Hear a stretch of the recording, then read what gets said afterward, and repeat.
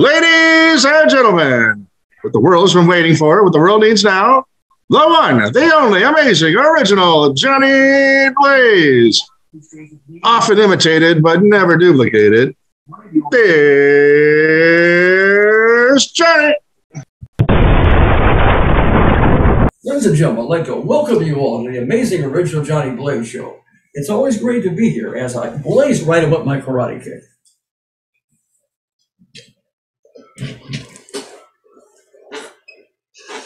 Let's have a blazing hot fun time. When do the board of directors of a Fortune 500 company really laugh? When their employees ask for a raise. A married couple spent their honeymoon in Vegas. Late one night, they discovered a place where the women actually pay the men for sex. The husband declared, "I'm going to retire here." "Go ahead," the wife replied. "Let's see how you survive on $100 a year." A rich lawyer received a call from the IRS. "Sir, we have called to inform you, even though you are worth millions, you have not declared any income for several years." The lawyer cleared his throat, and replied, "Listen, fellas, I have 3 greedy ex-wives and too many children, and that's why I never declared anything." And the IRS man said, "Sorry we bothered you." "Don't worry," replied the lawyer. "If I'm not giving a penny to them, I'm sure not giving a nickel to you. Goodbye." We have a blazing hot fun show with a special guest. She is a multi-talented, award-winning, and Grammy-considered singer, songwriter, and author. So please give a big warm welcome and say hello to Glenda Benavides. Glenda Benavides. That's right. Hello. How To are the you? amazing original Johnny Blaze show. Hi. Hi. You're looking lovely. Nice Thank you. glasses. Thank you. You had a beautiful smile there, Glenda. Thank you. You're certainly welcome. Yeah, Glenda, give me a rundown. Tell me the Glenda Benavides story. How did you get started in entertainment, and where are you from? Oh my goodness. That's a good one. Where did I get started? Well, I originally from Oakland, California. And but my parents moved us up to, was kind of like the time where the part of Oakland that we were living in were rioting and that type of thing. So we moved to Oregon. So I did most of my growing there. And yeah, and that's where I kind of started my whole life, and then just started touring from there as I grew up, started when I was 16. So yeah. From Oregon, or from Oakland to Oregon. Okay. That's correct. Yeah. Mm-hmm. Well, you started touring. Okay, great. So you have done many tours. Tell me about the many tours that you have done. Where have you toured, and what's your favorite venue? Japan, Korea, Taiwan, Canada, all over the U.S. and as of recent UK and the EU, like Paris. I went, and there was a variety of places. So. Any favorite ones that stand out in your memory of what you did? Oh my goodness. Maybe more tragic ones. More like when I was in. Are we on? We're on. We're on. Okay, we're on. We're on, Linda. Go for it. No, well, when I was in Korea, and I was doing a DoD USO tour type of thing. And yeah, I got really sick, and they had told all of us, if don't eat anything in the villages, like, just be careful if you're off the military base, right? And so we were totally aware of that, and we went into town, the village, and on the way back, it was really, really hot. And so on the way back, one of the guys in my band had an ice cream cone or something and said, "Hey, do you want a lick?" And I said, "Sure." And I had a lick, and I was like, "Ooh, no, I don't think that's very good." And within like hours, I literally got back to the base, and within hours, I had this migraine from hell, and it was so bad. My guitar, I was just screaming in pain. My guitar player runs across the whole campus area, wherever this was. It's not really a campus, it's a military base. Anyway, he runs across he gets me, he picks me up and he runs me to the hospital. And and I was in the hospital for 2 days, and they said, you're lucky you had the Korean crud. That's what they called it. It was in Korea. It was in Korea. Okay. Yeah, I was in Korea. Yeah, it was Oh. totally painful. Mhm. That was probably the worst experience I ever had. 2 days off of singing, and they said we were lucky that actually that base actually had a hospital. So you were able to get the proper medical treatment, and you survived. Yes, and I did. Yes, definitely. I'm glad you made it. Yeah, me too. Yeah. Wow. They were serious when they said, don't eat anything. Don't do it. Makes sense. Yeah, you got to be careful what you eat. I know from experience. Yeah, exactly. Yeah. The wrong thing, and boy, you get sick. I had somewhere happen, so I'm lucky. I'm glad that I'm around. Yeah, it's true, right? It's like, especially these days. Oh my goodness. Oh yeah. Yeah. Yeah. If you're healthy, you're wealthy. Yeah. Well, it's not going to buy your health back, right? If That's right. That's right. That's great. So, out of all the different, you've been so you've traveled all over. Any favorite places that you have traveled that you remember that stand out at all on your travels, in your performing? Oh, that's a good question. I loved everywhere that I've been. So there was never really a place where I went, oh, this is it. I think as far as my own personal love, I would say in England. England's probably my favorite, really? Favorite love. Yeah. Just to. What is there about England? What is there about England that really you really like, that really appeals to you? It's just a really, believe it or not, England and Scotland. Probably Scotland was probably one of my bestest.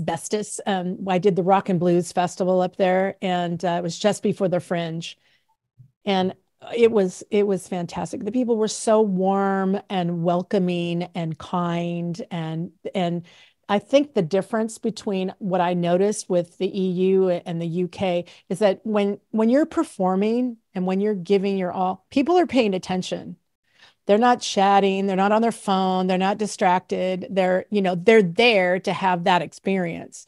And there's nothing better than that. And in Berlin too, they were like that in Berlin. It was. So they really pay attention in England. They really, just go through the motions. They pay attention to everything. Yeah, they totally do. And I was just there. I was there for a month, and this is kind of hilarious, but there was a moment that I decided to walk into the village and take myself to lunch. And so I get in the village and I'm walking around, and everybody's just like, and there's like kids and, just a variety of people. And the one thing that I noticed, that no one was on their phone. And I was like, oh, that's really unusual, especially for teens, or 20s. Everybody seems to be attached to their phone, but not there. And I was like, oh, that's really interesting. So I went into the pub, I sat down, and I looked around, and all I saw was people talking to each other and being with each other.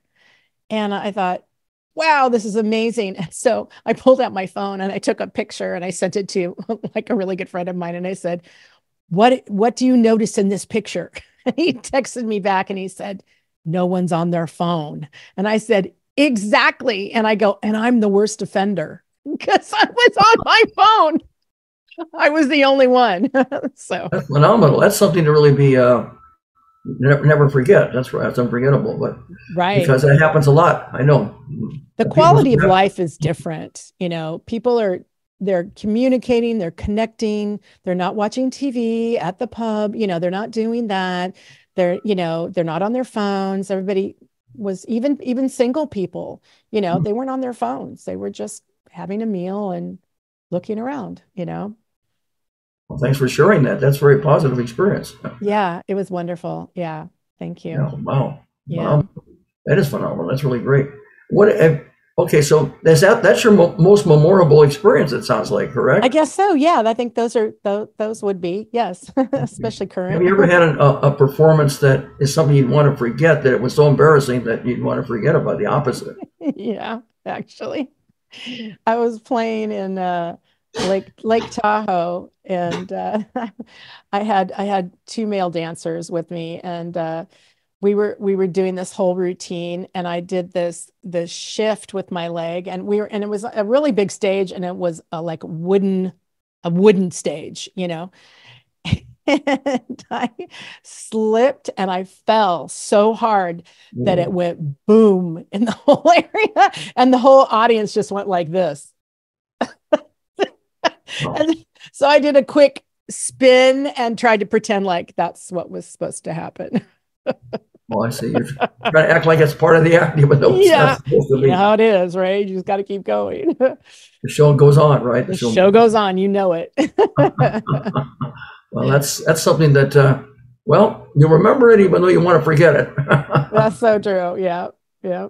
And have you ever had a show in which you tried so hard to make the show work, and for some reason it didn't? It's kind of like Murphy's Law. If anything can go wrong, it can and will. Anything ever happen like that? Not really. No, you never have. No. Okay. Do you prefer the large crowds or small crowds, or does it make any difference? Oh, it doesn't make any difference. Okay. I think I prefer more of an intimate experience, but The what was that? more of an intimate experience. Oh, okay. A smaller crowd. I like that just because I can connect with people a lot deeper. But, it doesn't matter if it's, 20 or 100. So it doesn't matter. What's the biggest crowd you've ever played for, and the smallest crowd you've ever played for? 10,001. 10,001? Okay. 10,000 people is the biggest, and one was the smallest. You played for only one. Wow. Yep. Yep. Well, Oh, yeah. You've definitely done it. One, that's an all-time low, isn't it? But Oh, yeah. but you played for 10,000, so that's still something to be proud of. Yeah, absolutely. And this as a professional, you act like it is 10,000, even if there's one person there. So, you don't act less or sing less or whatever just because there's one person. They're just as important. So in other words, you love what you're doing and just give it your all, regardless. That's right. That's right. Sure. Okay, well, that's showbiz for you. That's performing. Yep, you Right. got it. Yeah. On your performances now, okay, first of all, do you have audience participation? And if I so, do. how do you get the audience to participate? Oh, it's easy. You just tell them to. You get them started like doing the wave or doing No, whatever. you just you go, have to put your do. hands together. Put your hands together. And then people usually do. And if they don't, it doesn't matter. You just keep going. Right. Yeah. And also, are meet and greets and autographs? Is that something? Is that part of your show? Do you do any of those? I haven't.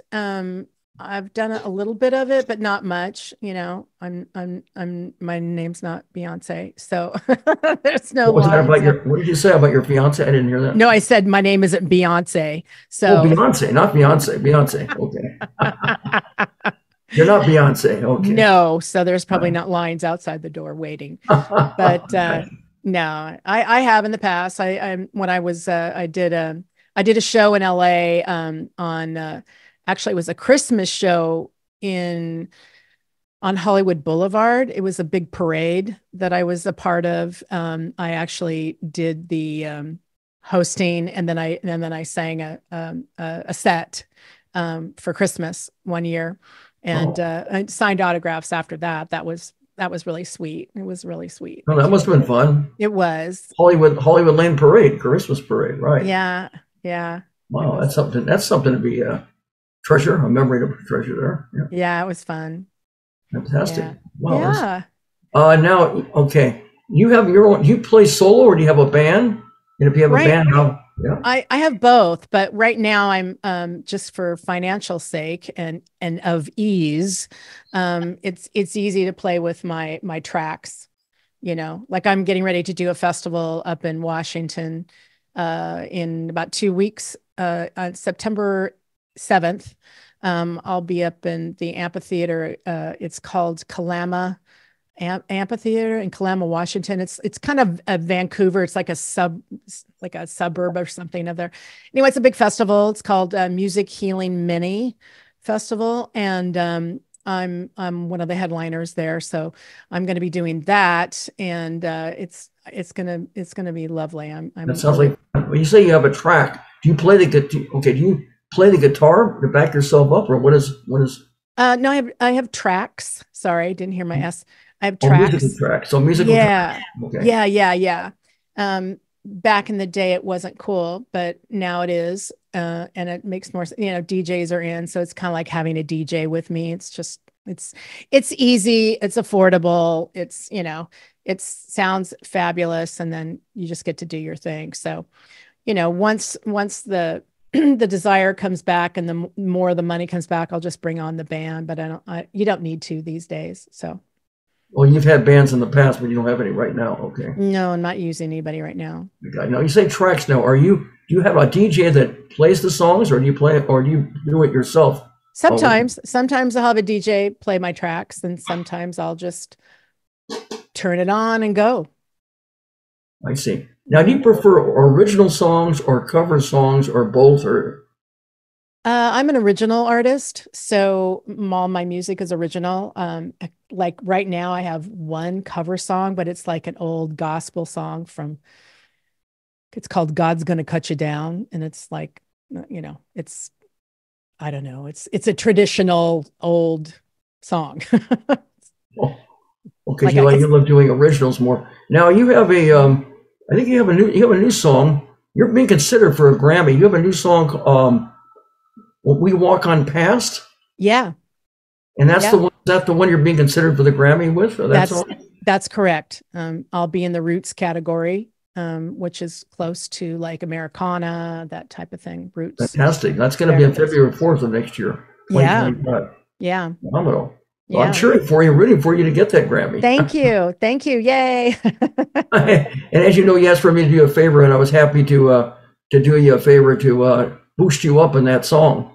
I appreciate it. Definitely. The song is, it's entertaining. It's blazing hot and awesome. It's quite a song. It is. I love it. I'm going to use your quote on my my promotion. So go ahead. Yeah. I mean, I think that's a compliment to me, because that means you think so highly of my talent and myself that you asked me to do you a favor to try to help you with that song. Yeah. Wouldn't that be something if it actually worked, if you actually did get the Grammy? Wouldn't that right? Even a nomination would be fabulous. So. Okay, well, if you're being considered, that means that you got a good chance probably of getting the nomination, and hopefully it'll lead to the Grammy. Yes, definitely. Yes. Oh yeah, well, I'm hoping for you. Thank you. Thanks, Johnny. You're welcome, Glenda. You're certainly welcome. Well, it's karma. I believe in good karma. What goes around comes around. Yeah, absolutely. I think so. We need more of that these days. With each other, and we all have to realize that we're not in this alone. We are together. We are connected, and whatever we can do to support each other, I think that's a huge shift for everybody. I agree with you. Treat other people the way you want to be treated. Oh yeah, that is right, 100%. I truly believe. Yeah, well, doesn't. I think, well, why not? Why not? I told you, be part of my show. But if I can do something to help you, then why not? Why not help a fellow artist? Absolutely, because here's the thing: you help me, I help you, just automatically. That's just how it works, right? Yeah, That makes sense. Oh, it does make sense. Mm-hmm. It does definitely make sense. That's great. Yeah. Okay. Yeah. Very good. So, let me think here. Now, you've done music festivals before. It's something you're going to do one soon, and you've done some other in the past. Yes. Yeah. Up in Scotland. That was one of my favorite that I remember. So yeah, like I said, the Rock and Blues Festival was absolutely gorgeous and fabulous. I mean, the people, again, I can't speak enough for the Scottish people. They're just so warm and welcoming. And, I think everybody in the world pays attention except for us. Well, so Scottish people, besides England, you love the Scottish people in Scotland too. Absolutely. Yep. Fantastic. I'm a British Isles gal. Wow, that's those are quite experiences. That. Yeah, absolutely. Those are great experiences. Okay. Yeah. Have you ever entered any music contests? Like music contests for songwriting or for music in general, performing? And if so, did you ever win any prizes at all? Yeah, I was actually submitted by a filmmaker friend of mine for it's called FOA. It's a film festival in Los Angeles, and I should say, used one of my tracks called "Change" in his film, and it's a short film, and it was called my song's called "Change." And what was his film? I'm not prepared for that. Sorry. It's been a while. So anyway, he did well. He won, and I won for best song in a short film. And then I performed live at that awards show. So this was an original song that you won for? Yeah. Mm-hmm. Yeah. And what was the song called? It's called Change. Oh, it's called Change. Okay. Yeah. Yeah. Yeah. And I think his film was Children in the Storm, something like that. I'd have to look it up, but yeah, it was lovely. That's beautiful. That's quite an experience. Fantastic. Congratulations. Yeah. What about awards though? Any awards that you've won? If there are, just talk to me and tell me about the different awards that you've won in your singing and songwriting. That was the one big one, and then I won for best R&B vocalist just recently. For South Bay. It's a South Bay Music Festival. Let's see. Hang on, let me just look it up. I'm like, I don't know. Oh, it's an award. Here we go. Let's see my awards list. Okay. Yeah, South Bay Music Awards, Best R&B Vocalist, and then I wore Starfish Recordings. They gave me Live Alive awards because I was doing a lot of online during the pandemic. So that's just a few of them. Yeah. And then what kind of music now do you go for? Is it rock and roll? Is it pop? Is it jazz? Is it folk? Is it classical? Is it gospel? I mean, you mean that I love to listen to, or that my music is? Well, that you love, and also what your music also is. Yes, both. Gosh, I love most music, so there's not really a genre that I can go out. I'm more of like, I'll tell you some artists that I think are phenomenal. Well, I was going to ask you, who's going to be that's the next question. Who's your inspiration as far as singing? Yeah. Well, right now my music, I'm kind of singing that R&B jazzy genre. That's kind of where my voice comes from. And my heart love. And then, but my music turns out to be more roots oriented. So it's pretty interesting. More what? Excuse me. What was that? Roots. Oh, Roots. Roots. ROOTS. Roots. Okay. Like the band in Jimmy Fallon's Roots band. Okay. Yeah. Yeah, exactly.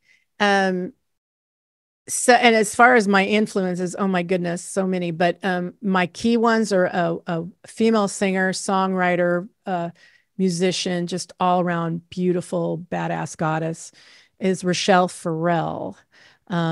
Fabulous human being and singer, just like Berklee School of Music. Like she's an unsung hero, I should say. And Prince, of course. Prince, he's like... Did you say Prince? Yeah, Prince.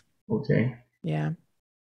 Any others? There's also one. Okay. Oh, the jazz greats like Sarah Vaughan, Dakota Staton, love George Shearing. Who else? Just Cab Calloway. I mean, you can't get away from all that. Billie Holiday's cool too. Yeah, that's maybe about it. Taylor Swift, maybe Beyonce. No, not really. No. You're not into No, I like, if you're gonna talk like real musicians, real artistry, I would say Casey Musgrave. Okay. She's out of Nashville, songwriter. I'm a snob when it comes to when it comes to artistic, and when it comes to real singers, real songwriters, that have like, they really, really own their genre. They're like really work it. That's who I'm looking for when I want to be inspired or impressed, not somebody that could sell, 200 million copies of whatever. Like, yeah, you can do that with great marketing and get enough, TNA out there and it's all set. It's a machine. The industry, as you know, Johnny, the industry is a machine. So it's like, if you're young and you're hot and you're wearing the right outfit and you got the right marketing, we could sell. We got songwriters and producers to help you with that, right? To hit the right hits. But I'm looking more for why we're here. Like, why is an artist here? We're here to uplift. We're here to dig deep. We're here to share. We're here to help others, not just help ourselves. That's fine. There's nothing wrong with that. But, I'll get off my soapbox, but that's okay. You want to raise people up. What's nice about entertainment, it makes people escape from all the negatives. Yes. There's plenty of negatives in the world, right? So yes. You want to turn your scars into stars, and you want to take away the frown and to replace it with a smile. Make people forget about the, bad things. Plenty of bad things, rapes and robberies and murders and all the other negative stuff. Make them smile, make them have a great time. Yeah. And have a future to live into and have hope for themselves, and that we're all our own star, and money and that type does not define you, does not find how wonderful you are. You can put on a smile and put the right lipstick on and get the right, breast implants, and it doesn't make you amazing. Maybe your industry's saying you're amazing because they want to make money. That's the game, right? But I'm talking about art. I'm talking about talent. I'm talking about heart. That's what the way you put it. I like the way you put it. In other words, be yourself. Don't try to be something you're not. Like the song, I gotta be me. I gotta be me. What else can I be but what I am? Okay. Exactly. Be yourself. Take pride in what you're doing. Yes. Be creative. Love what you're doing, which is obvious. What I can tell that you really love what you're doing. You're not just going through the motions. It's not plastic. You feel it. Yes. You feel it and you truly love it. Exactly. If you don't love this, then you're in the wrong business. Then go into something else. Exactly. What is there about singing and performing? Yeah, what is there about singing and performing that really excites you, really gets you turned on and excited? What is there about it that when you perform and reaction from the audience, there must be some? That's really a great question. That's kind of a two-folder. My whys, I think, are when you get to use your gift, your talent, and you step on stage and you're fully expressing yourself with freedom. And and I watched you do your thing and I was like, yeah, he's fully self-expressed and you were totally freed up. When that happens, how I look at it, you are channeling your own inner spirit. And when you do that, that's real. It goes out there and it's infectious. And then you get to stand there and see it come back, and you watch it in people's faces and their eyes and their own expression. And they walk away, they take something with them. They like, oh, I could do that, or I want to do that, or it's possible, or do you know what I'm saying? It's like, it's infectious. And that's why you won the Gong Show. That's why you won. It's because, really? Yes, because you just got out of the way and you just expressed yourself. Well, there's an old saying, positive image speaker that my dad, he's no longer around, but I remember when he taught me about. Yeah. Bob, he was a fan of Bob Proctor. Love Bob. Bob Proctor was a very positive, inspirational type of speaker. He said, if you can't see yourself doing something, you're not going to do it. Yeah. Just imagine yourself doing it. You have to be able to imagine yourself doing it to actually do it. Yeah. Imagine it and then take the action to do it. And don't listen to other people who say it can't be done. And don't associate with negative people, thoughts, or things with the robbery of your lifestyle, like Robert's in the dark. In other words, what the mind can believe, the mind can achieve, right? 100%. You nailed it. Okay, that's great. Well, I'm glad that you did notice about the show that I did. Okay, that's fantastic. No, I did. Yeah, I watched it. I was like, wow, I love it, and everybody loved it. Everybody was turned on. And that's what you want to do, right? You want to turn people on. Of course, you do want to excite people. Oh, yeah. Yes. You don't listen to people. Oh, yeah. No, you're not going to do it. You're going to fail. You're going to get caught. Don't listen to them because they don't want, they don't want to see success because they're miserable themselves. So what they want to do is instead of raining on they want to keep you from being happy and successful. They want you to be down because they're unhappy themselves. Yeah. Instead of rooting for you to do well, they're the opposite. They're and you like you said, you can't pay attention to that. You just can't. No, you cannot. No. I agree with you. Yeah. What has been what has been your most challenging show you've ever had? You ever had a real challenging show? Yeah, I think for me, it's been when I'm really tired. I spent a year in Vegas and it was grueling. I mean, I had no idea how grueling it was.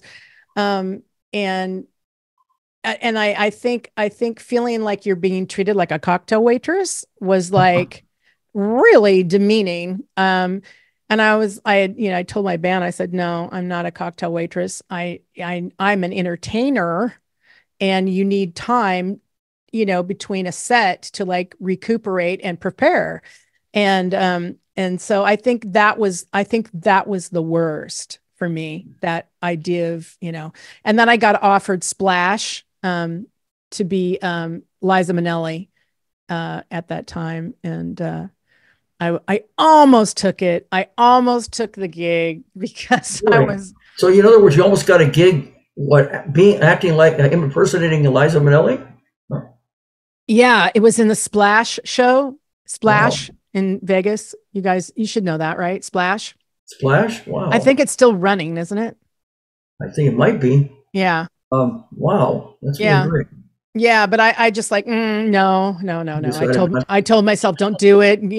Just why did you decide not to do it? There's a reason. Yeah, I just decided that I really wanted to dig deeper into my original music, more originals, that kind of thing.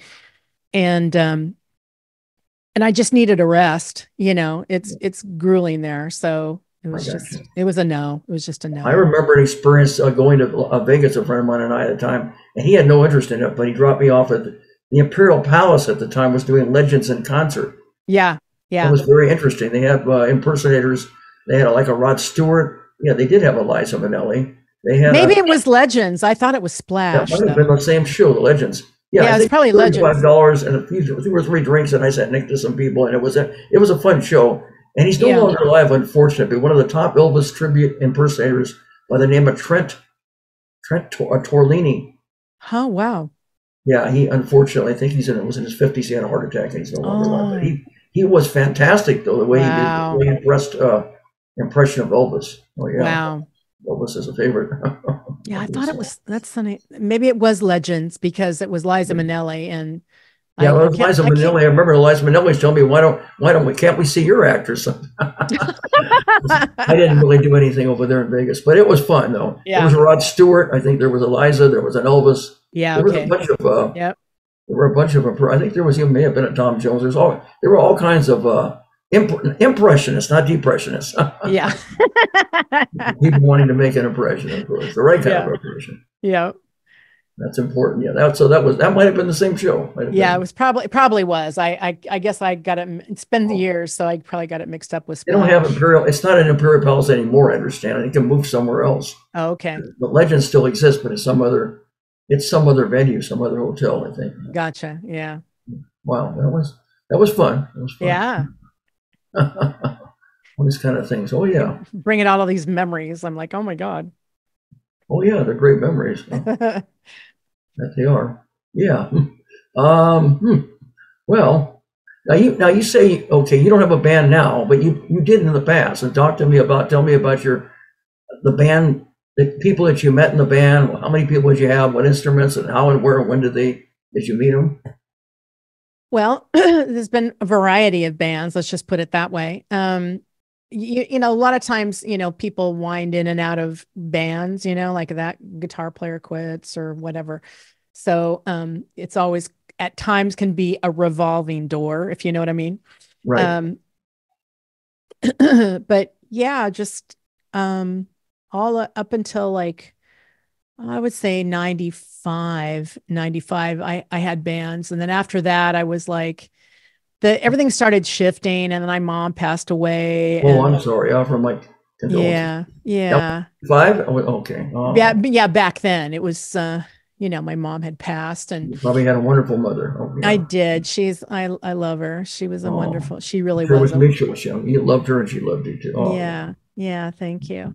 And, yeah, so, and then I kind of drifted a little bit. I went, I kind of dove more into, naturopathy and holistic ways of thinking and being, on a deeper level.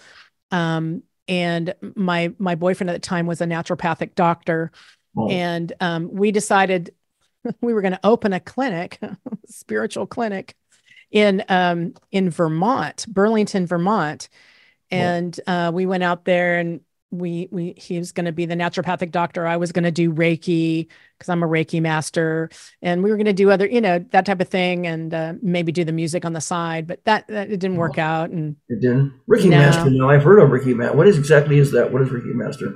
Reiki is hands-on healing, or it can be distance healing now. But it's a Japanese method of energy healing. So, um, and yeah, I learned how to do that way before it was even popular. People were like, "What's Reiki?"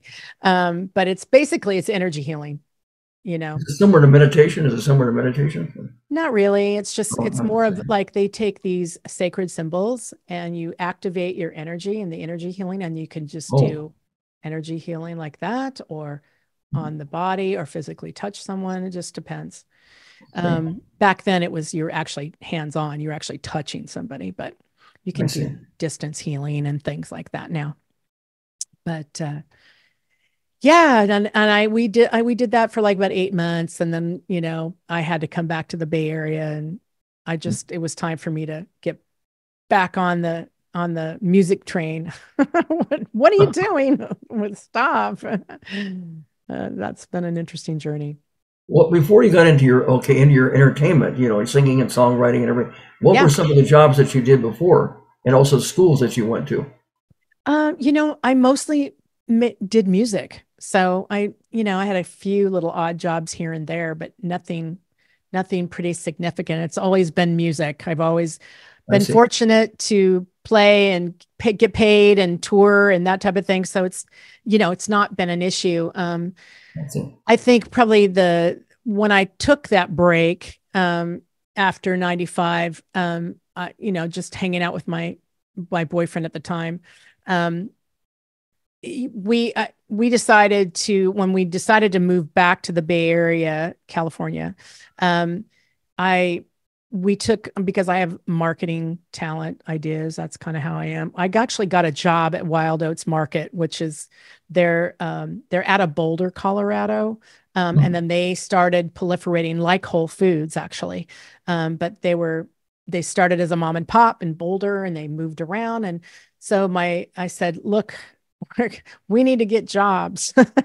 So he got a job. He got us all jobs, me and a couple of my friends, jobs at Wild Oats Market. And so I was the marketing manager for the region, Oh, great. Northern California region. So I did that for about a year and a half Hmm.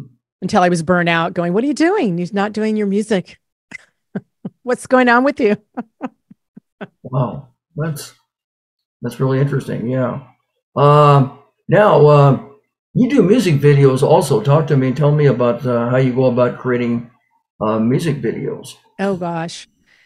They're expensive and they're difficult. um, when you are your own record company, basically, that's what all of us independents are. You have to be your own record company. Um, you've got to come up with the ideas. You got to get the people to shoot it. They got to know what they're doing. You got to know how to block everything and how to shoot everything and how to light everything. I mean, it's crazy. I mean, all that. I've been fortunate. I have certain talents, and my partners that I've been with, they're talented too. So we just put a show on the barn. That's kind of how we do it. We just do write a script, get an idea, write a script, and then shoot, put everything in the can. And then you've got to find a really good editor, or if you're going to edit yourself, you got to know what you're doing. Things are a little bit easier these days, but just with all the technology and stuff, it's a little bit easier. So you can do all kinds of fun stuff. Wow. Yeah. Magic. Have you ever, now, in your experiences now, have you ever worked with or met any celebrities at all in your experiences in entertainment? Yeah, actually, really fortunate. I met Joan Baez. Her and I worked on a homeless project together. I love her. And so Joan, Hall & Oates, I sang with Toto. Let's see. What else? I know Steve Smith. He sang with me from Dirty Vegas. Steve's now on tour with Squeeze. Matter of fact, he's just rolling through California right now. Who else? Yeah, Hall & Oates. That was fun. They're amazing. And let's see, what are they called? They're not one of my favorites, but what's their name? A good friend of mine played keyboards for them. Brain freeze. Yeah, I know several different I've had different people. Bob Doyle from The Secret. I love Bob. Yeah, just Daniel Brinkley is an amazing author and is a friend and a higher consciousness being. So yeah, variety of people. Yeah. Are there any ones that stand out of the different people that you have met?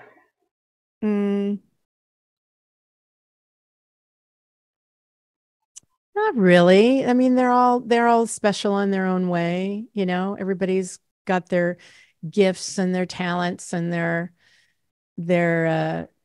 moments of generosity. So yeah, all of them. Yeah. That's great. Oh, okay. Talk to me about the different shows that you have been on, podcasts, television shows, radio shows, any different ones, experiences which you feel stand out and that you really enjoyed? I really love them all. It's just really a lot of work, and as you may know, Yeah. at least you got Bill helping. What's that? What did you say? I said, at least you got Bill helping, right? Oh yeah, I'm glad he's on the team. Hey, Bill. Joining this journey and helping me with this. Oh yeah. Yeah. Yeah. I really enjoy, and it's like really hard for me, Johnny, because now I want to start asking you questions. Because when I had my my podcast, my video podcast on YouTube, on my YouTube channel, it's like this back and forth, and you're just like, oh, well, tell me about that, and you're like, oh, you tell me about that. So, wow. So but you have a podcast on YouTube. Okay, what was the title of it, and what was the subject matter, and what was it all about? Yeah, so on my channel itself, I have several things. So you can watch all my music videos on my channel. So it's Glenda Benavides. It's weird. I got two channels, but it's youtube.com/channel/Glenda Benavides. Then it takes you right there. But anyway, so I have music videos, and then I have my interviews, my music interviews. So I interview musicians, and then I have another. It's all on the same channel, and then I have a whole list of videos that I used to interview people such as yourself, and talk about basically why you're doing what you're doing and what makes you you and unique, and why you're doing, I go through each person's, bio and really find out who they are and what they really want to share. That's interesting. So, that's very interesting. That's similar to what I'm doing. Exactly. Yeah, that's really great. Okay. Yeah. And have any television? Pardon me? Go ahead. Yeah, I'm sorry. I was going to ask you if have you done any television or radio at all? Just sang on the radio, and a few radio interviews that are they call them podcasts now. Some are syndicated to some radio stations. One out of Seattle. iHeartRadio is one of the distributors, and the two places in the UK. They're called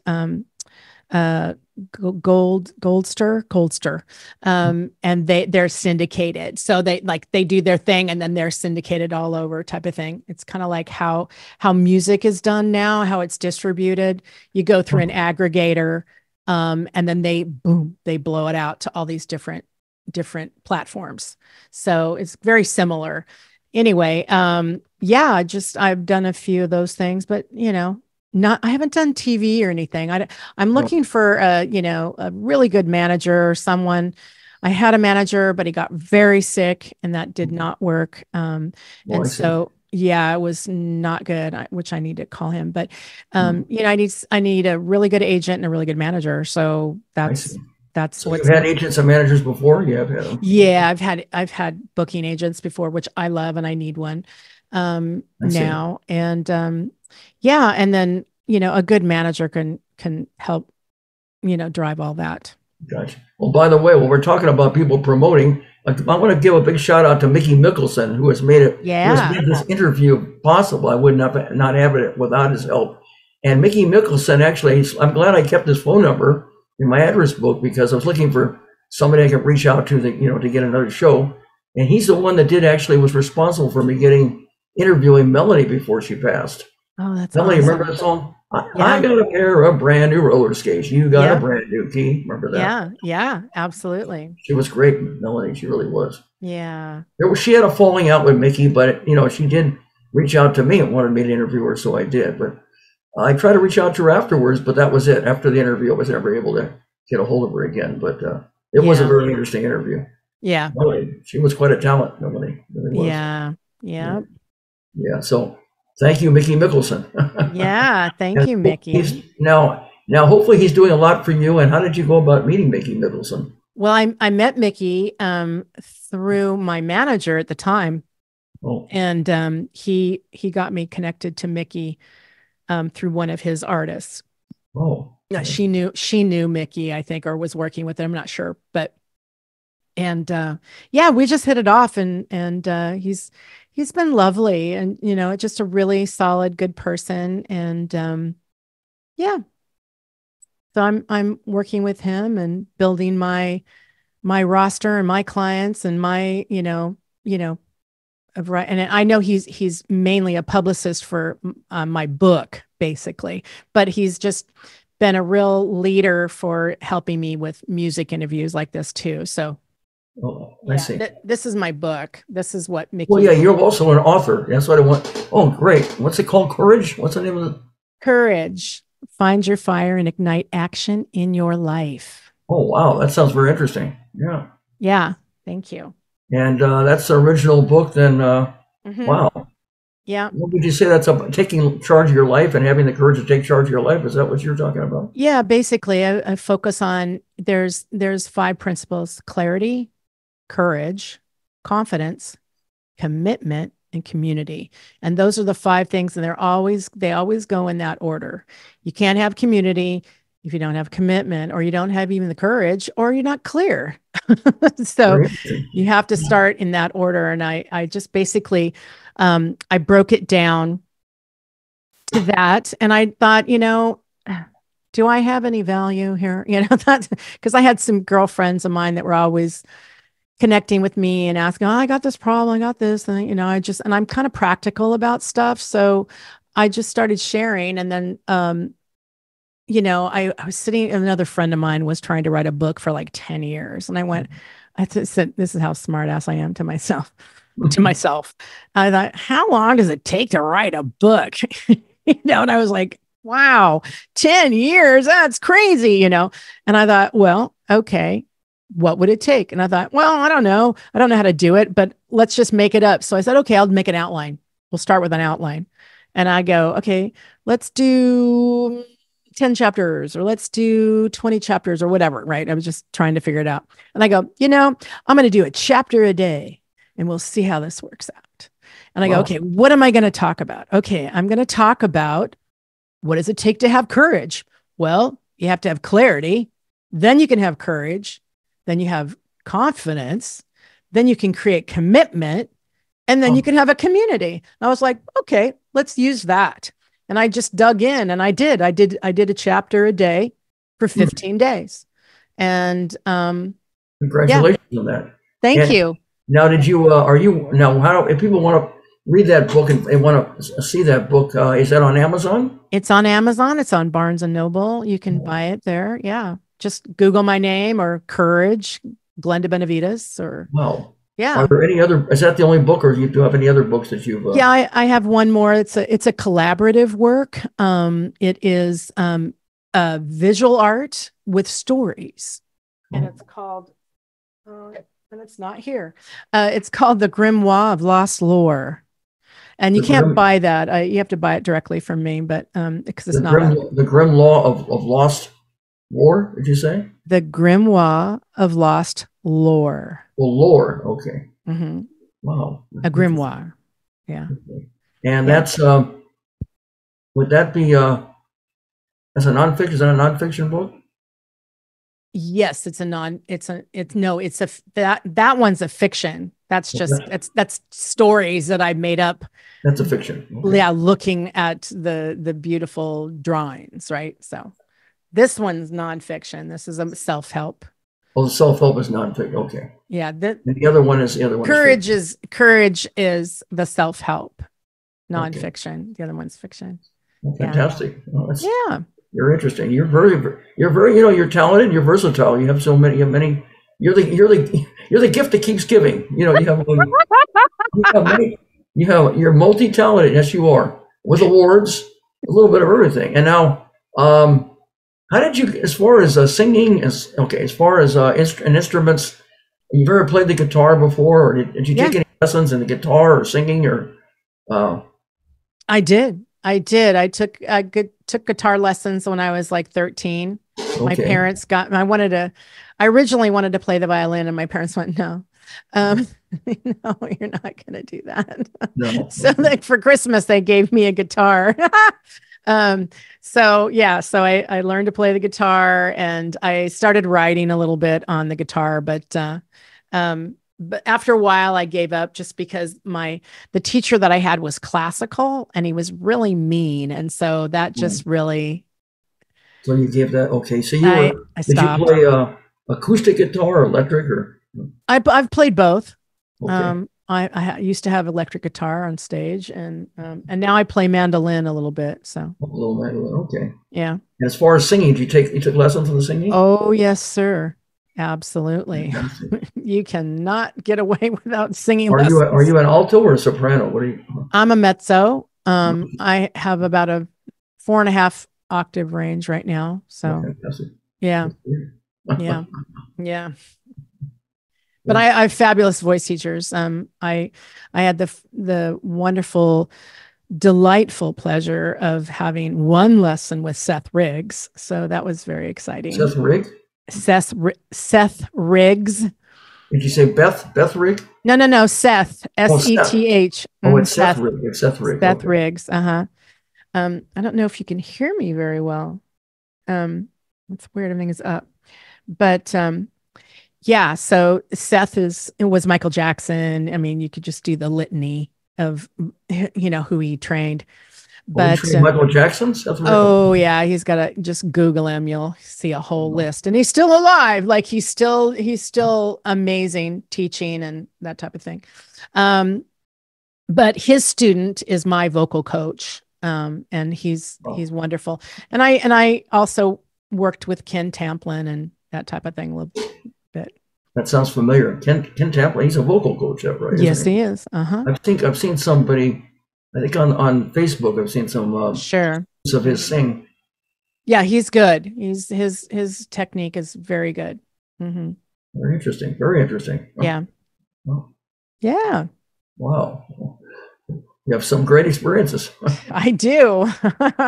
How many? Okay, now you love to write songs. How many songs would you say in your life that you've written?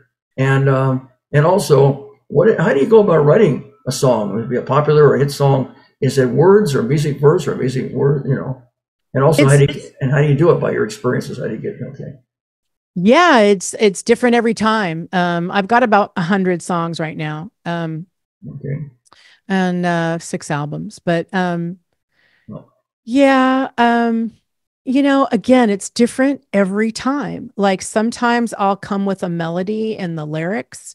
Other times my music partner, my writing partner, he'll have a whole song written without lyrics, even without a melody, or he'll come with lyrics and a melody and he'll say, do what you will with it.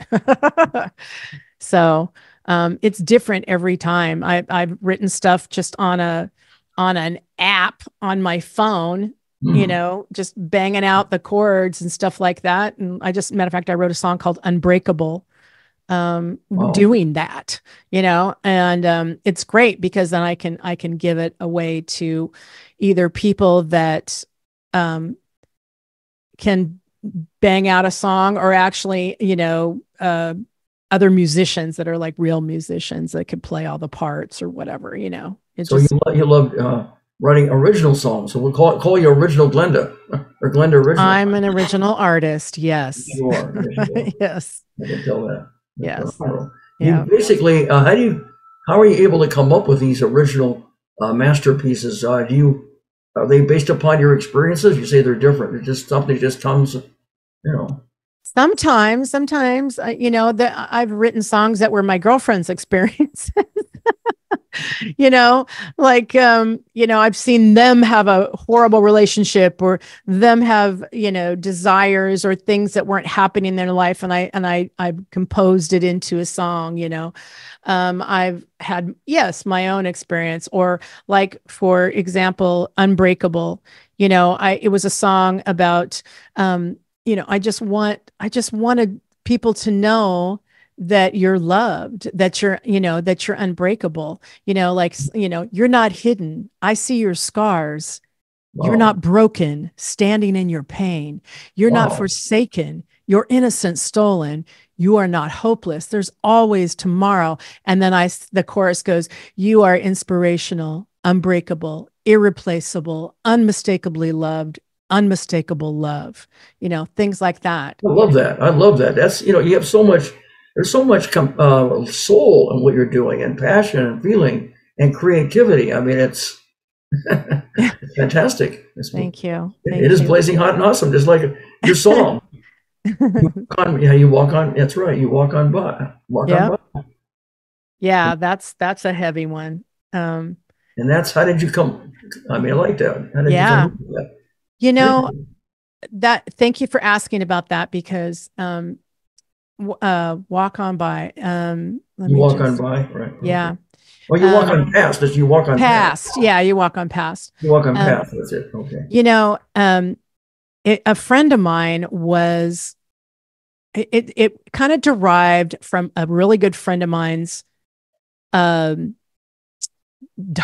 basically, on Facebook. And I read it, and I was so moved by his experience. And what he said was, he had pulled in to a gas station on his way to work in the morning. He pulled in the gas station. Everybody's at the gas pump. He pulled in. He got out of his car. He looked over. He saw this guy on the ground dragging himself across the tarmac. And he looked around at everybody, and it was like, la, la, la, la, la, you know, no one was paying attention. He was like, oh my God. And so he runs over to this guy, and he's like, are you okay? Do you need some help? What's wrong? And the guy was like, I guess he was homeless or whatever, and he was hurt. And so he got up, he ran in, he got the guy some water, got him some food, took care of him. And he was just so shocked that everybody was ignoring we walk on by, we walk on past, right? Was Oh. ignoring what was going on with this guy. And he was so moved by that. And he double checked on him to make sure that he actually got some medical attention and stuff. And, and I was just so moved by what he had experienced that, I just wanted to write a song about that. And I thought, what is the audacity that we all have? Why do we just walk on past? And then the chorus, I go, I walk on past. So I'm taking responsibility. I walk on past. You walk on past. We all walk on past. Wow. Oh, the pride of it all. And then I went on to point out, another jailed brother, another lie we're told. We walk on past, oh, the pride of it all. Another wall to build. America's soul she'll sell. We walk on past, the pride of it all. So, and then one more, another dies in vain. Another will forsake. Another word in hate. Why do we debate? So these are the things that I was spotlighting, on how do we take responsibility? How do we do that for ourselves and for other people? So very interesting. Very interesting. So you're saying that too many people walk on past and don't take the time and care to do the right thing to try to help others. Yeah.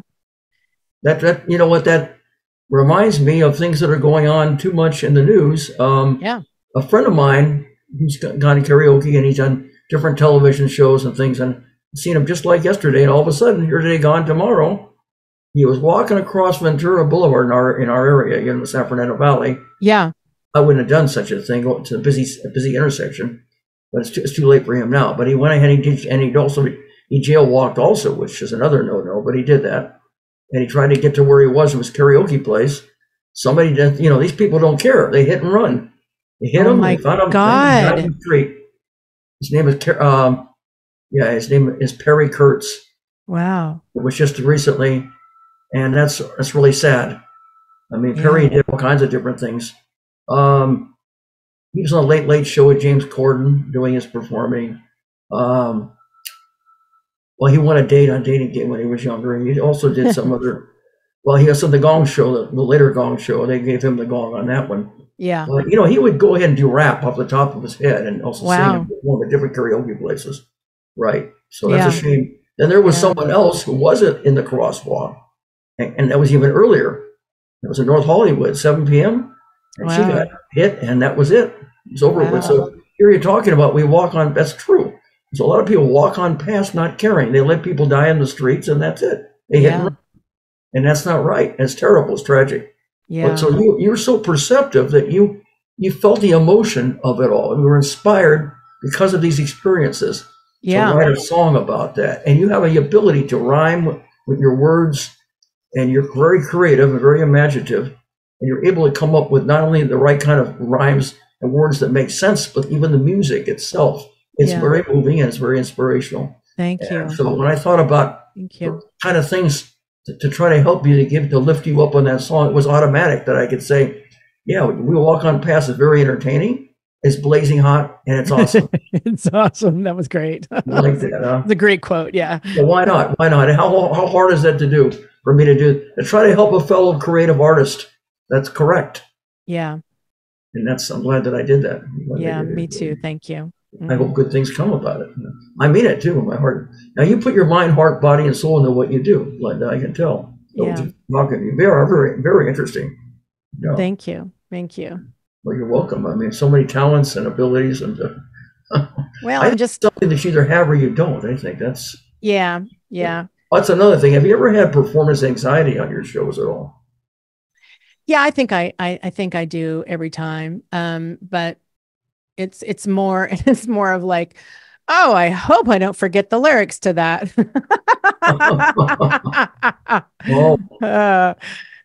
Yeah, that's where my anxiety comes from.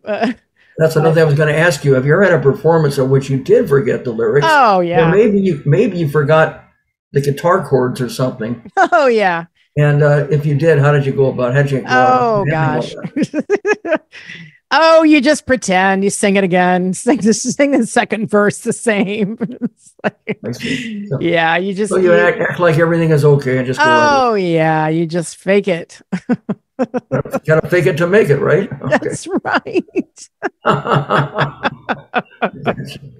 And now, of course, in life, it's not just entertainment. In life, there's a lot of rejection, but especially in the entertainment business. So, Yeah. talk to me about that. Have you ever had any experiences of rejection? And if you did, how did you deal and handle with? How do you deal and handle with that? That's a really good question. I had a false one. This was so funny. I was in Berlin. I was playing a club. I think it was East Berlin actually, and I was with a Canadian group, a Canadian company, and we were performing, and I had to go on, and I was a bit nervous, and I went up, and it was tracks, which is fine. And I got up there, and I was so self-conscious. I was so nervous. And I looked around and I saw these two really cute girls sitting off to the left. And they were staring at me, and they had this look like this. And I thought, oh shit. Oh, wow. They don't like me. And I started to freak out. And I went, Glenn, stop it. Get up, get back in your body, get over here. You don't worry about them or whatever's going on. Excuse me. You worry about what's happening here. Okay. Yeah. And then get back in, lock in, and then you can let it happen. Right. And so I did quickly. I got back, sang my set, got off stage. It was so hot in there. It was so packed. I left. I went upstairs because it was kind of like down in a cool, freaky basement thing. It was like the Beatles or something, where it was like the cabin or something. And I went up to the top and I sat down. I was outside and was upstairs outside at a table because it was nice and cold. And these girls followed me up, and I thought, oh my God, they're like gonna say something to me. Like, really, they're like gonna be mean, and I just started getting all weird and paranoid. And I sat there, and they came over, and she looked at me, and her friend was with her. And she handed me a piece of paper and said, "Can I have your autograph?" Wow. I know, right? And I was like, no, you cannot make stuff up. Right that moment, I thought they hated me, and that's why it's so important to stay here. Stay in your heart, stay with yourself. They didn't hate you because they wouldn't have asked for your autograph. Exactly. That's what I'm saying, though. I could have, went crazy with they hate me, and I didn't. That's a compliment. Oh yeah. Yeah, it was really awesome. It's better to be surprised and disappointed. That's for sure. Yeah. Yeah, I think I've been hurt more with my friendships than I have with any audience scenario. Oh, really? Yeah. Friends that are rude or mean or something, not towards music, but just being assholes. But not really. I mean, I disengage with things like that. I don't let that, there's gotta be, when you walk on stage, when you get on stage, there's this light that I put on myself. It's not like protection, like I have to protect myself from something. It's more of like, I embody the spirit, my own spirit, and I let that shine.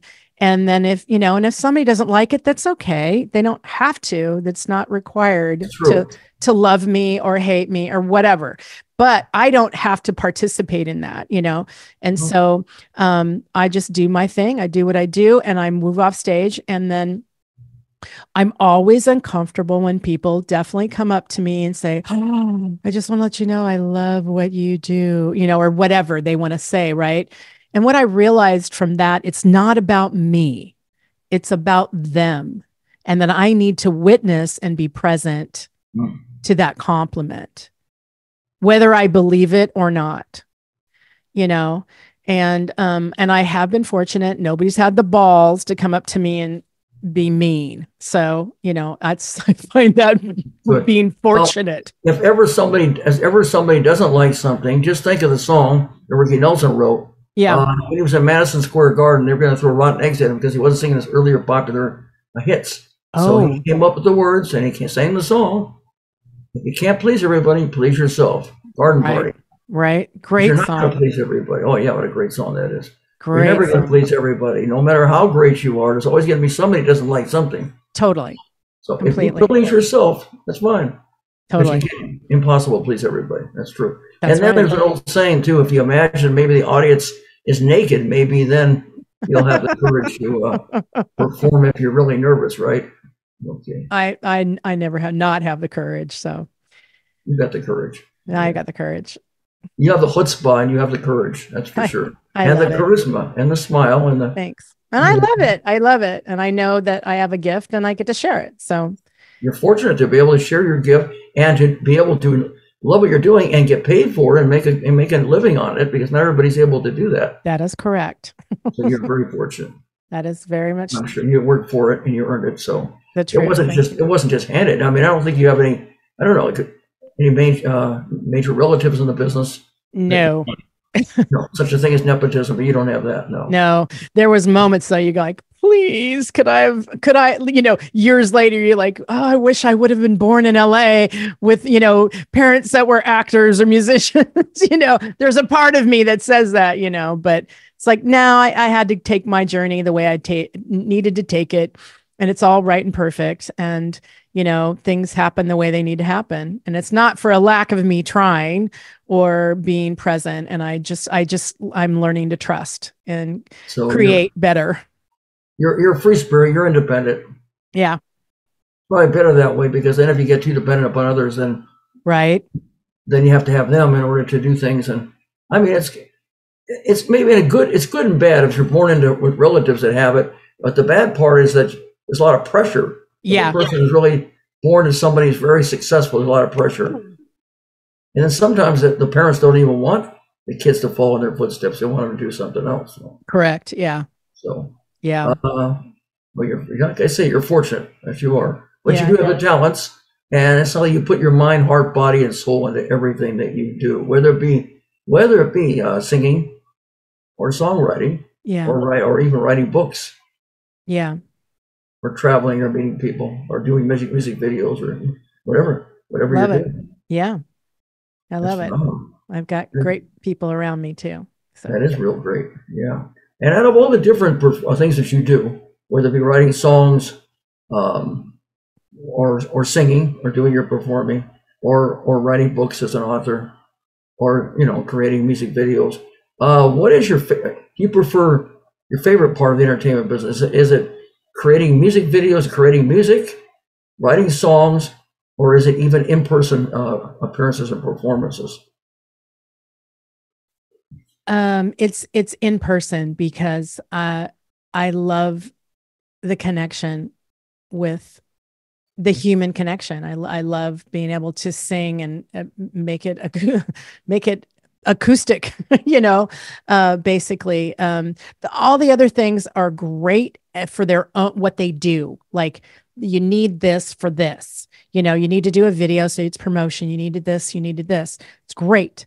But there's as far as a really deep, fulfilling satisfaction, it's from the voice, the heart out. And that's and being present with people. That's my favorite, I would say. So you like in-person performances, right? Absolutely. Okay. It's like Elvis said in the past, he missed the personal appearances, the personal touch of an audience. And it sounds like that's what you really love more than anything. Not that you don't like writing songs. You should love writing songs, or maybe creating new music, or videos. But your favorite is the contact with an audience.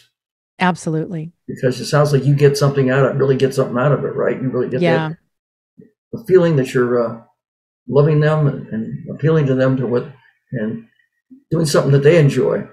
Yes, exactly. They can applaud and they can clap and they can, and you feel like you're having an impact upon them, right? Exactly. And I feel like definitely have an impact, and that they're inspired, for their own life. Right. Do you prefer slow songs or faster songs, or it doesn't make a difference? You like it pretty much equally? Either way. I like both. Yeah, I got you. Now, as far as talent shows go, have you ever entered any talent shows yourself? And also, what is your opinion on the current talent shows out there? Things like American Idol, America's Got Talent, or The Voice. Do you feel that they really benefit and help aspiring people that want to make it in show business and entertainment? Really can't speak to that. I think it's all great. I've had people tell me you need to go on America's Got Talent or whatever. I'm too chicken. I'm too chicken for stuff because it's always around judgment, you know, and I don't know their platform. I don't know how they, you know, do they want to have somebody that they make fun of? Do they want somebody, you know, whatever. I don't know. I don't like things like that for me, just because I feel like as much as it's seductive in the way that it could market me in a really cool light, it could boost numbers, it could, you know what I mean, make my business better.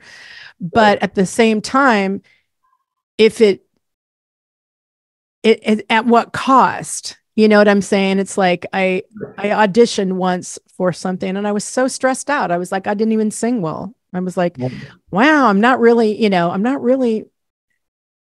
making myself, I'm not furthering my spirit, my being, my whatever, you know what I'm saying? It's like, I'm just stressing myself out and failing, you know, it's like, and never giving myself an opportunity to like really shine. You know what I'm saying?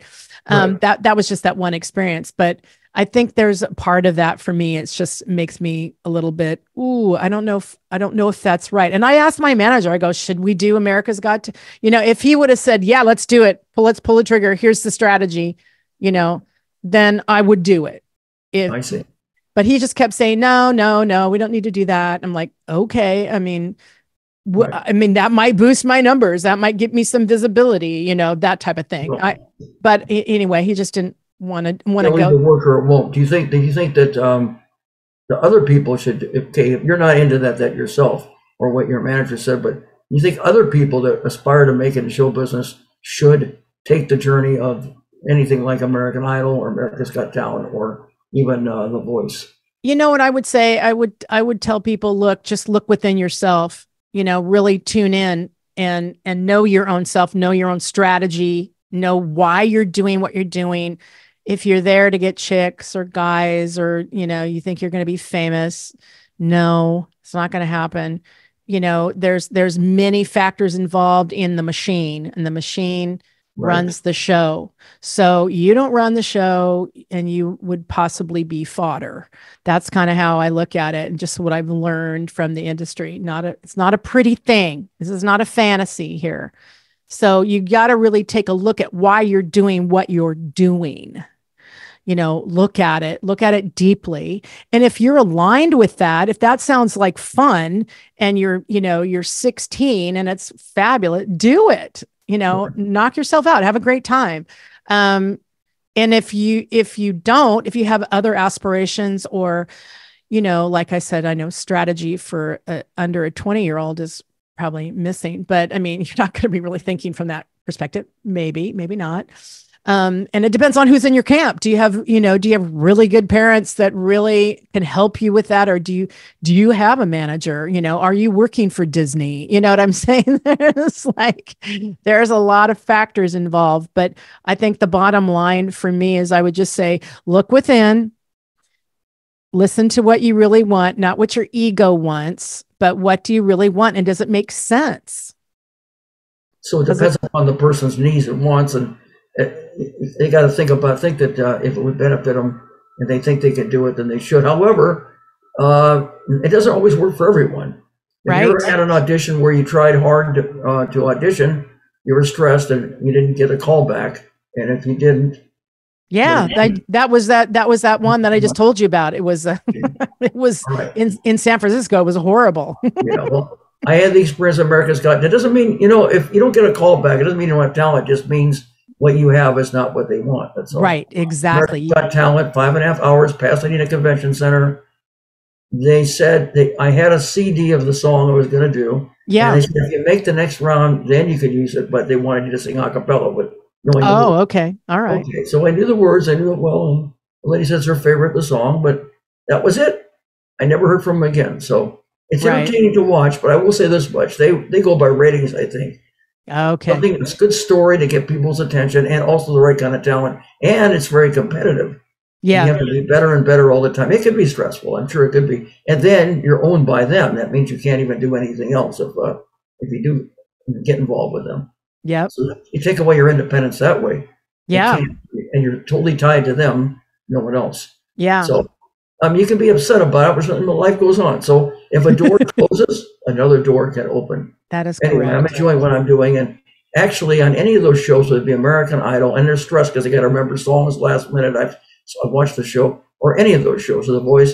They don't have anything on a talk show host. You notice on any of those. Yeah. So it's a different category completely, isn't it? Yeah.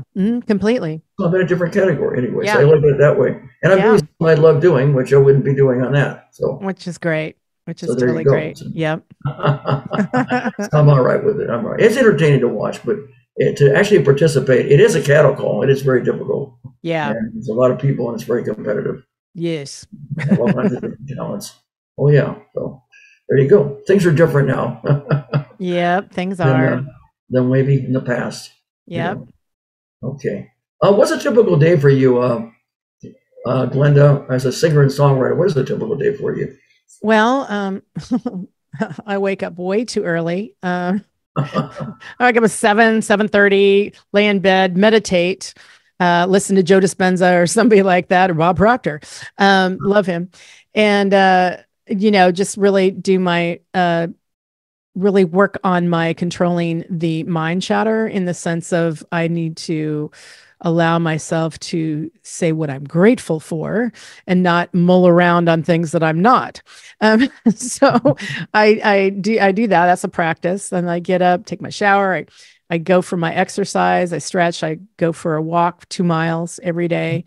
I come back, and then I deal with whatever's on my plate. I usually make sure that I'm scheduled out, so I know exactly what I'm doing for the day, and I leave myself time in the day to either rest, go just mess around, go read, go do whatever. Like today, I recorded today, so today Wow. was exercise, rest, warm up, rest, eat something, warm up, then record.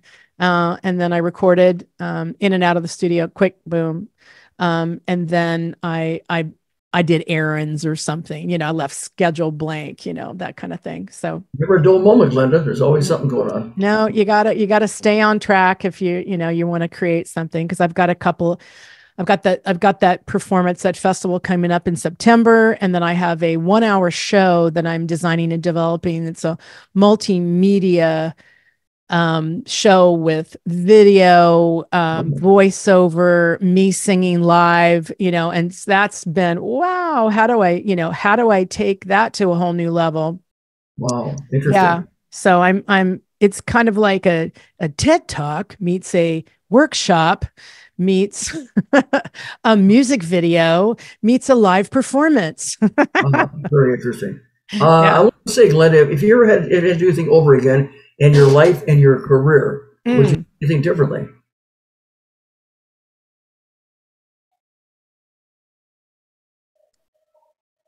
I think in my fantasy world, if I would have, when my buddy from my theater days, when he said, I moved to LA, come to LA in 80, I should have done it.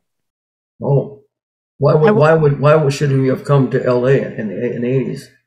I think that in the 80s there was a boom happening, and he was in the film industry, and I think there would have been more opportunities. I think stuff would have happened in a different way for me. I think that's the only road I didn't take. Oh. Just because, like, again, I didn't grow up in a musical family. I didn't, my parents were working class. whatever I did, I had to do on my own for myself. I had to work for, I had to work for it. It wasn't like, we got this door. Why don't you just walk over there and call them and they'll get you a gig, and, oh, let's get you in, class. It wasn't like that, for me. But I think there have been moments in my life where I felt like, my career was over. Like I had one of those moments today. I was like, maybe you should just open a Wiccan shop and sell tea, Wow. So I've had moments like that. And then I meet people Really? like you, and it's different. Well, you know what? I'm really glad. I had a feeling you'd be a great interview, and you are. I've interviewed. This is my 70th interview. Oh, wow. Started off with the pandemic in 2020. Oh, awesome. And, Awesome. a friend of mine said the shows were going on Zoom. I had never heard of Zoom. I heard of Skype, and Yeah. Zoom, and we've been doing it ever since. My producer and I, friend of That's mine. great. Bill. That's great. That's Awesome. phenomenal. Now on your next, the next thing is tell me about your present projects right now that you're currently working on.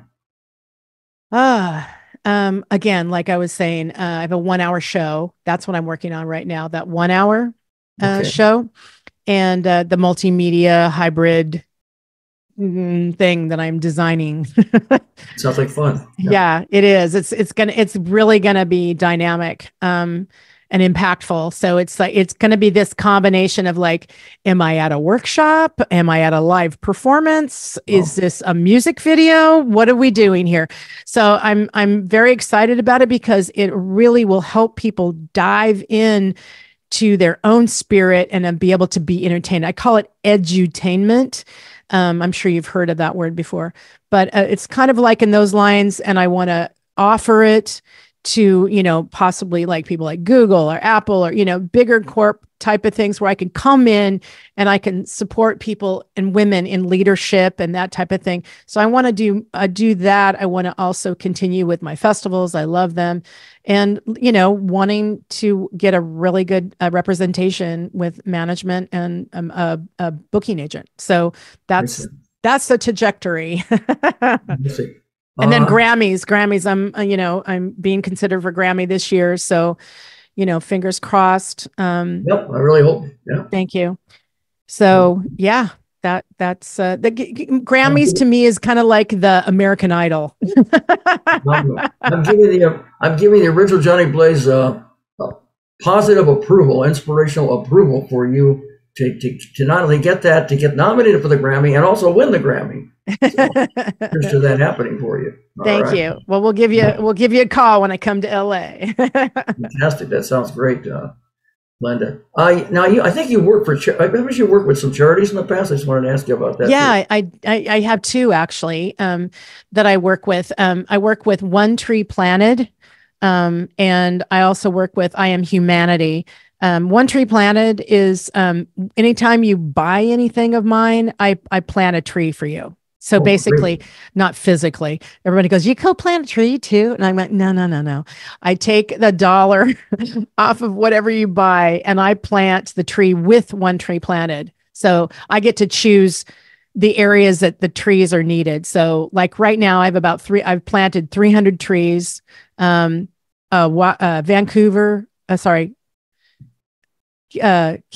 thank you. Canada, because they were burning for a while.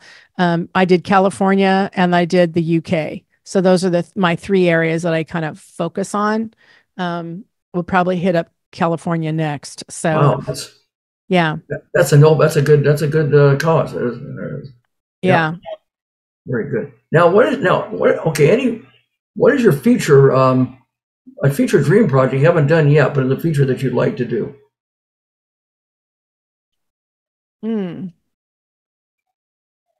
I think I'm doing it. I think that my 1-hour multimedia hybrid presentation, I think that's really my golden girl, my global badass goddess girl movement. I think that's going to encompass a lot. And I really think that it will have depth and value for people and really have them be able to step into their own empowerment, their own self-expression and freedom. It'll be able to elicit that for them by me doing this. So I think it kind of gives me everything that I've worked on, my book, all of it. It's kind of all just goes right into the music and everything. So it's not easy. It's very challenging because you've got to make it right. It's like a really good play or a musical, or or if you go see like a Michael Jackson, when he was on stage, he has this thing where he was taking people on a journey. So that's really fun. You said 3 different areas. There's the multimedia, a music video, and there was a few other ones. What was it? Yeah, I just consider it basically what you're going to experience is you're going to be able to see video. So it's like a music video. You see video that's inside of the context, of course. Then there's me performing, singing my songs. And then there's me connecting with the audience. There's the audience actually writing in their journals because they get journals when they walk in. And there's key questions that are being asked of them. And then they get to write their answers down and take that home with them. And so there's key moments and key places that these things happen. And it's all done with music and visuals, and it's amazing. So that sounds like it. That's amazing and blazing. That's really creative. It's gonna be blazing. Sounds like it. Phenomenal.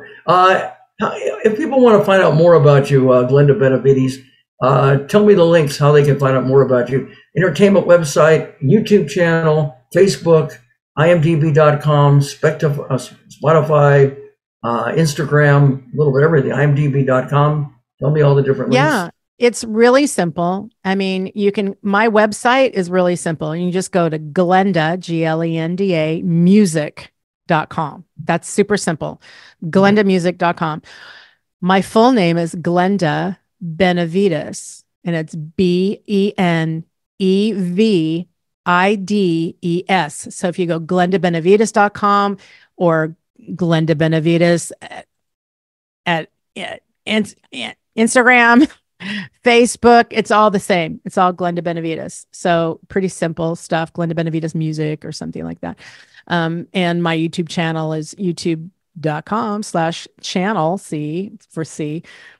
/Glenda Benavides. So just Google it. You'll be all kinds of stuff that will pop up, and you can find everything on my website too. Is there anything on Instagram or Spotify or imdb.com? Yeah, it's Glenda Benavides. It's all Glenda Benavides. Okay. Yeah. Well, people shouldn't have any problem finding you then. You're all over. It's all over. You'll see everything on there. Just if you plug my name in right. The downside is that my last name, it's unique, but it's also challenging. It's long. Benavides, Benevides. So. Well, it's easy. If people want to remember it, probably just, okay, what's a benefit to something? Benny, B-E-N-E. Yeah, it's good life. It means good life. Vides, B-I-D-E-S. They break it up in syllables. They can remember it, right? Yeah, exactly. And it means good life. So. Sounds good. Yeah, it is good. All right, ladies and gentlemen, here is the time that you've all been waiting for. It's showtime with Glenda Benavides, and we're going to demonstrate this a medley of original songs by Glenda Benavides, beautiful vocal stylings of Glenda Benavides. And so, anyway, as we blaze forward, so the first song we have is called "Walking." That's about selling your soul to the devil. That's about selling your soul to the devil? Mm-hmm. Oh, really? Okay. It's about signing a contract and you sold your soul. Oh, really? How about that? Okay. Let's have a blazing and amazing time as you hear about selling the soul as you walk forward and walking, ladies and gentlemen. Glenda Benavides.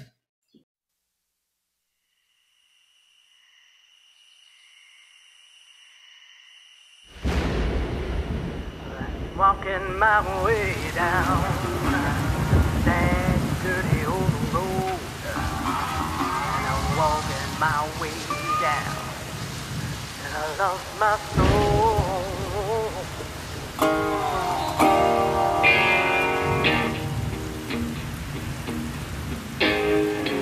I sold my soul for the big bright lights,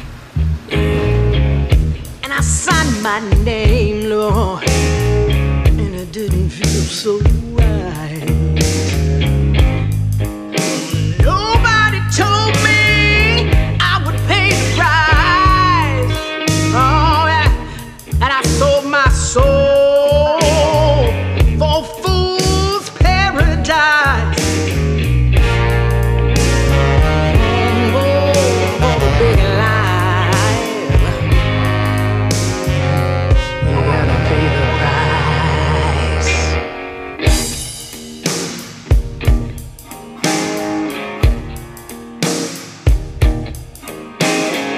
I'm walking my way down that dirty old road. I'm walking my way down, and I don't wanna go. I'm walking my way down for something I owe, and I'm walking my way down, and I don't wanna go.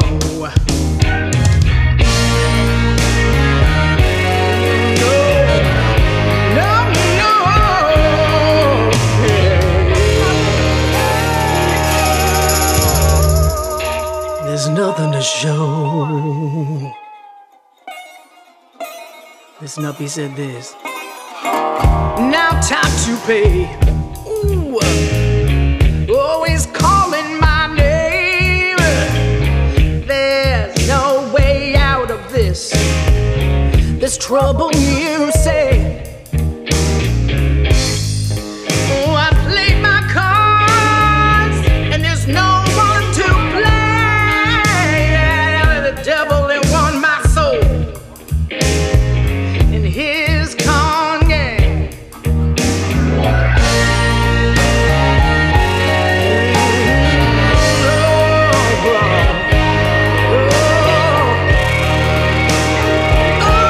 There's no one to blame.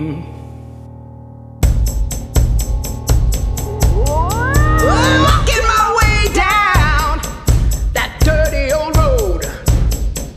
I'm walking my way down that I don't wanna go. I'm walking my way down for something I owe. I'm walking my way down and I don't wanna go.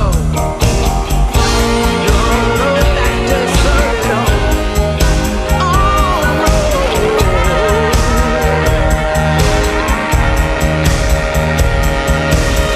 I'm walking my way down that dirty old road.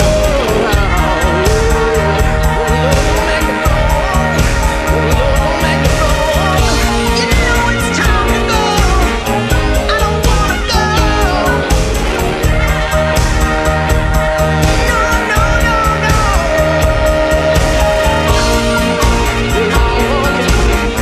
And I'm walking. And you know what? You gotta pay the price.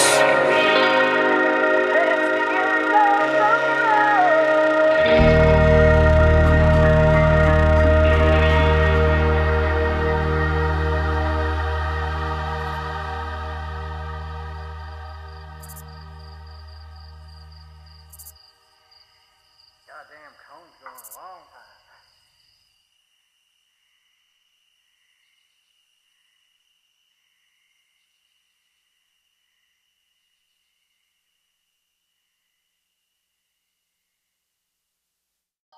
Bravo, bravo, bravo. Oh, wow. That's quite a song there. Linda. Thank you. Thank you. Thank you. Thank You're you. welcome. Okay, well, we have a final song then. That'll be We Walk On Past, the one that you're Grammy considered for. I walk on past, and we walk on past, oh, the part of it all. It all, it all,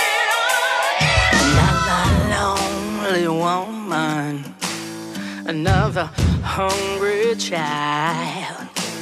We walk on past the pride of it all. Another broken soldier, another homeless man. We walk on past the bride of it all. Another missing father, another sister gone, and we walk on past, oh, the pride of it all.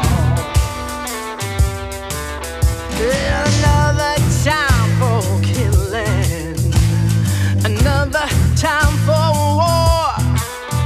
We walk on past, oh, the pride of it all. And I walk on past, and you walk on past, and we walk on past, oh, the pride of it all.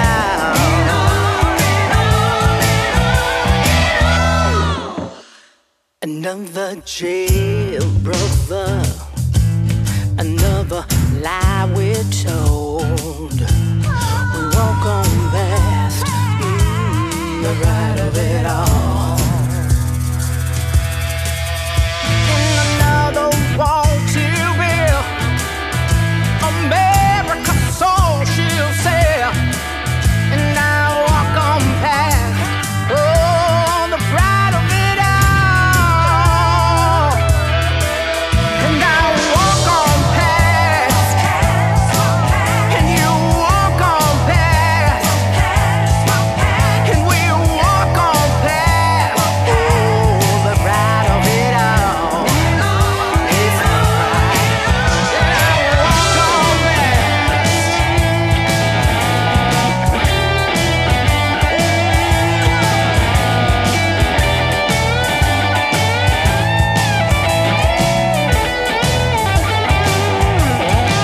And I walk on past. Walk past, walk past, And you walk on past, walk past, walk past, and we walk on past, ooh, the pride of it all.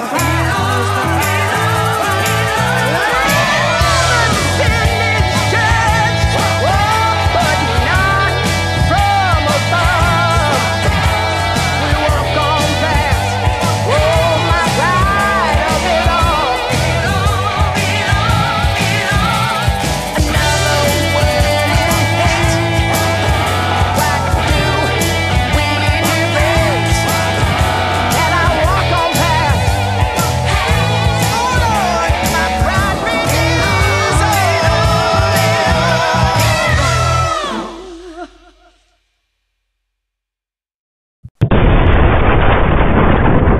That was your great song. We walk on past. I want to thank you, Linda Benavides, for being such a great guest on the Amazing Original Johnny Blaze show. It's been a pleasure having you. The time has gone by fast. Yeah, you have had and continue to have a blazing and amazing life going forward in entertainment. You're really very interesting and very, very inspirational and a lot of fun to interview. Thank you. My pleasure. Thank you so much, Johnny. Appreciate your You're time. welcome. And now, as I get ready to close and wrap up the show, I always say to all my fans and friends, always keep a smile on your face and a song in your heart. And until next time, happy trails and blaze out. Ladies and gentlemen, if you would like to be a guest on an entertainment talk show, please send us an email at amazingoriginaljbshow@gmail.com. All of our episodes will appear on YouTube and Facebook and receive over 3,000 views. Don't forget to sign up for our YouTube channel, and every guest will receive a complimentary DVD of their appearance on the show. Remember, we are much better than a podcast. And now, the amazing, original Johnny Blaze has just left the building. Good night. God bless.